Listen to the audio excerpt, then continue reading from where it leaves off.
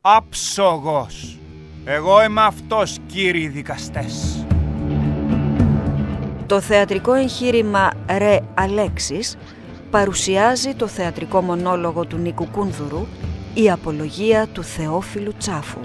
Η απολογία ενός αξιωματικού της ΕΣΑ, δικηγόρου στο επάγγελμα, ο οποίος δολοφόνησε με χειρουργικό τρόπο την κοπέλα του. Τι είναι όμως ο Θεόφιλος Τσάφος? Είμαι ο δολοφόνος, αλλά είμαι και το θύμα. Τα λαϊκά δικαστήρια και οι ένορκοι σε όλη την Ελλάδα θα αποφανθούν για την καταδίκη του.